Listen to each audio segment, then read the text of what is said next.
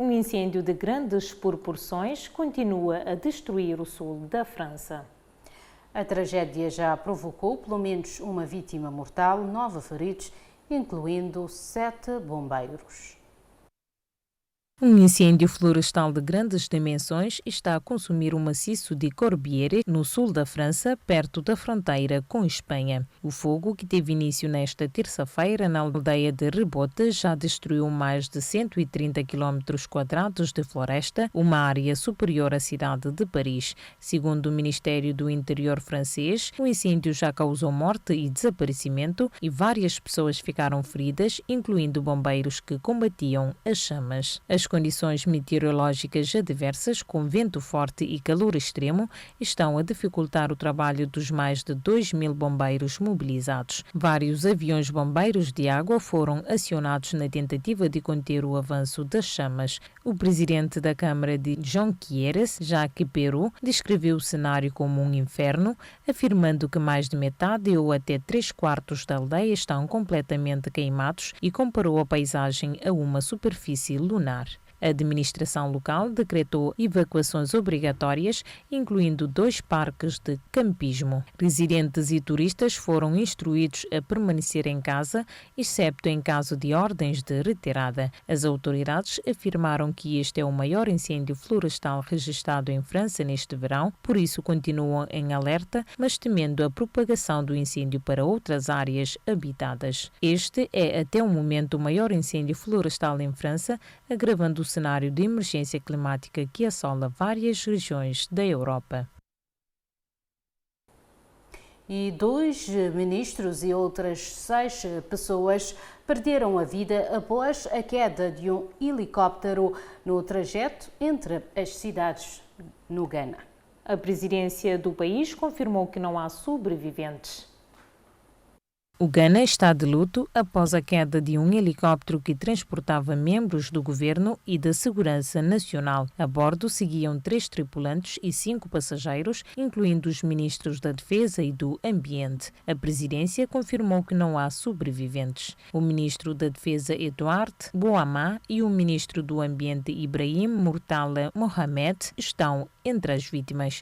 O acidente vitimou também o coordenador adjunto da Segurança Nacional e ex-ministro da Agricultura, além do vice-presidente do partido no poder, Congresso Nacional Democrático, Samuel Sarpong. De acordo com o chefe do gabinete da presidência, Julius Debra, a aeronave desapareceu quando fazia o percurso entre a capital Accra e a cidade de Obuasi, tendo sido dado o alerta após a perda do contacto com o helicóptero. Em comunicado, Debra lamentou a tragédia e transmitiu as condolências do presidente e de todo o governo às famílias dos falecidos, sublinhando que morreram ao serviço da nação. Como forma de homenagem, todas as bandeiras do país foram colocadas a meia haste e as atividades oficiais suspensas durante o dia. A presidência ainda não avançou detalhes sobre as causas do acidente, mas garante que uma investigação já foi aberta para apurar o que realmente terá provocado a queda da aeronave. Este é um dos mais trágicos episódios na história recente do país e o impacto político e institucional é profundo, numa altura em que o Ghana enfrenta desafios importantes a nível nacional e regional. A Organização Mundial da Saúde defende que a principal fonte de financiamento da saúde em África deve ser interna, vinda dos próprios países.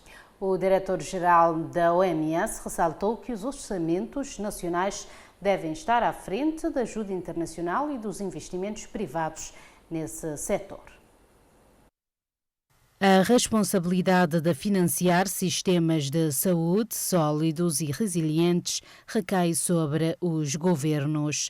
A fonte mais eficiente e equitativa de financiamento da saúde é o Orçamento Nacional, disse o diretor-geral da Organização Mundial da Saúde na abertura da Cimeira Africana sobre a Soberania Alimentar no Ghana, país da África Ocidental. A reunião ocorre num contexto marcado por cortes drásticos na ajuda internacional impostos pelos Estados Unidos da América e por vários países europeus que colocaram em risco a saúde e a vida de milhões de pessoas em todo o mundo, especialmente em África. Além disso, o continente enfrenta atualmente múltiplas emergências sanitárias, incluindo a epidemia de Mpox e cólera. Segundo Tedros, mais dinheiro por si só não é suficiente. O importante é a eficácia com que esse dinheiro é utilizado, uma vez que, de acordo com os dados da OMS, até 13% dos orçamentos da saúde dos países de rendimento baixo e médio acabam por não ser utilizados devido a sistemas financeiros públicos fracos, afetados por elevadas taxas de corrupção, por exemplo.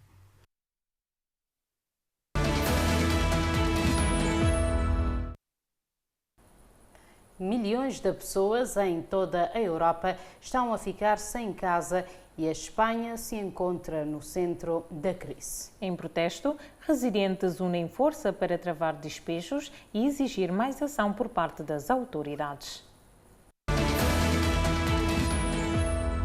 Em Barcelona, o custo da habitação tornou-se insustentável para muitos. Desde 2010, as rendas subiram até 80% em Espanha, impulsionadas pela escassez de oferta, a inflação nos custos de construção, os arrendamentos de curta duração e a especulação por fundos estrangeiros. Vários moradores enfrentam despejos e lamentam esta situação, por isso recusam a sair, movendo um processo judicial para permanência no local. Todos os outros apartamentos foram transformados em espaço de coabitação turística. Com o apoio do Sindicato de Inquilinos, muitos moradores mobilizaram-se em protesto contra despejos forçados e a chamada gentrificação violenta. O sindicato exige mais proteção legal e habitação acessível. O governo local já tomou algumas medidas, como limita aos preços de arrendamento e a eliminação progressiva dos apartamentos turísticos até 2028. O que deverá devolver cerca de 10 mil casas ao uso residencial. O presidente da Câmara lidera ainda uma aliança de cidades europeias que exige à União Europeia um plano de habitação acessível, alertando para a crise habitacional que ameaça a democracia e o próprio projeto europeu.